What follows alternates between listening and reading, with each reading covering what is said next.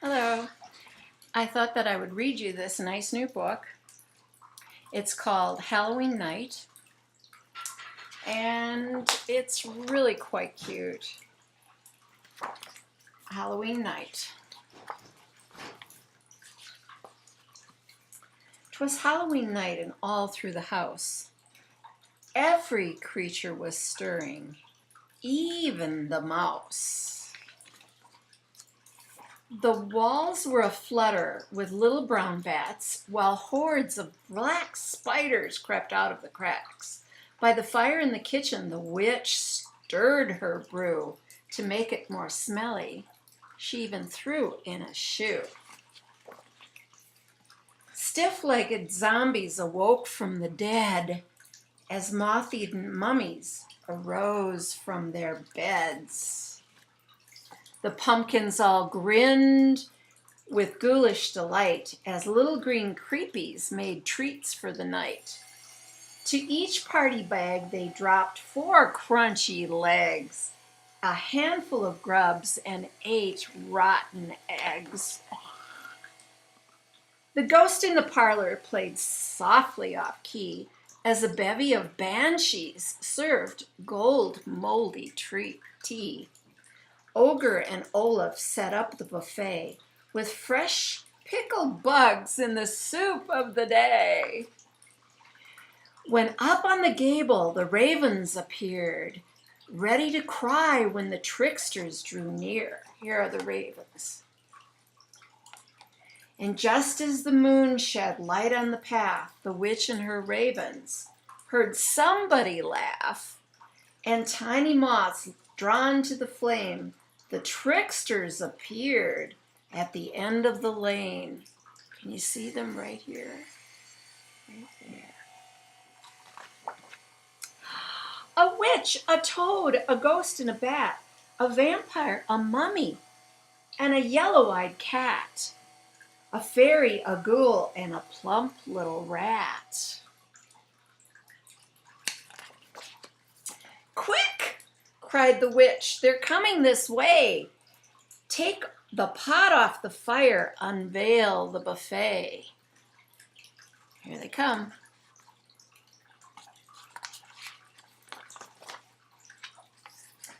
Then laughing and giggling the children all came, their feet treading lightly over the lane, all silly and giddy and looking for sweets, all shouting together, trick or treat! Come in, said the witch, please be our guests. Come to our party, we've put on our best. Into her parlor the children all peeked, so eager to see the Halloween treats. But what they saw on that shadowy night made each little trickster shake with fright. Mummies and harpies and green creepy things, fishtails and stink bugs, and newts and toads and lizards and mice, flies in the soup and crickets on ice.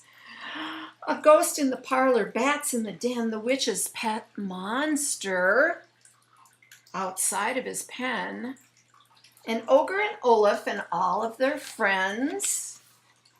From 10 little tricksters came 10 little shrieks, and away they all ran down the cobblestone street, dropping their bags and spilling their treats. Eek, ah, eek, yikes, yo! So Ogre and Olaf and all of the rest enjoyed Halloween without any guests. They each took home some leftover bags, some grubs and bugs and lizards and eggs. All agreed upon that night as they left that it was the very best Halloween yet. Now I have another book, and this is another favorite of mine. It's called The Spider and the Fly. It's a very old poem that that someone has drawn wonderful pictures for. So I hope you can see them. Let's see. Oh, I think I missed a page. Yes. Will you walk into my parlor? Said the spider to the fly. It's the prettiest little parlor that you ever did spy. My parlor is up a winding stair and many curious things to show you when you're there. Oh, no, said the little fly. To ask me in is vain, for who goes up your winding stair can ne'er come down again. I'm sure you must be very weary, dear, soaring up so high. Will you rest upon my little bed? Said the spider to the fly. There are pretty little curtains down around. The sheets are fine and thin, and if you'd like to rest a while, I'd gladly tuck you in. Oh, no, no, no, said the little fly. For I've often heard it said, they never, never wake again who sleep upon your bed. The joy of cooking bugs.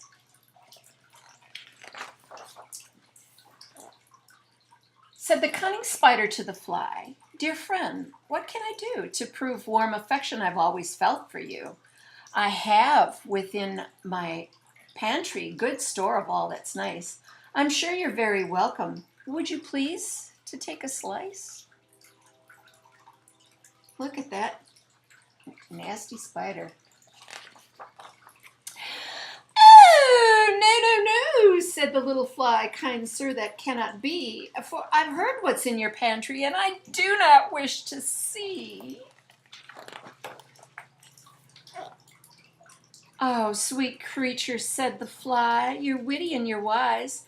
How handsome you are, your gauzy wings, how brilliant are your eyes.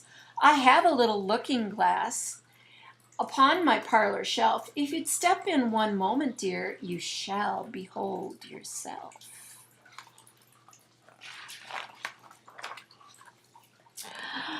Thank you, gentle sir, she said, for what you're pleased to say, and bidding you good morrow, I'll call another day. The spider turned around about and went into his den, for well he knew the silly fly would soon come back again.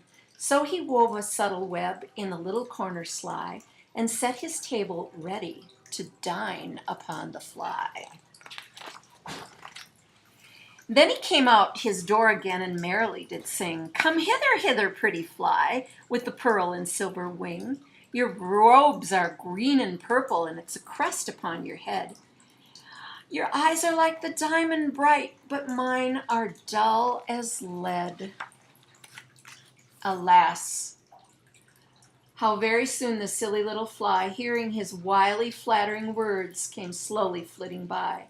With buzzing wings she hung aloft, then drew nearer and nearer, thinking only of her brilliant eyes and green and purple hue, thinking only of her crested head. Poor foolish thing. At last, up jumped the cunning spider and fiercely held her fast. He dragged her up his winding stair and into his dismal den within his little parlor, but she'd ne'er come out again. He got her. And now, dear little children, who may read this story, to idle, silly, flattering words, I pray you never give heed. Unto an evil counselor close heart and ear and eye, and take lesson from this tale of the spider and the fly.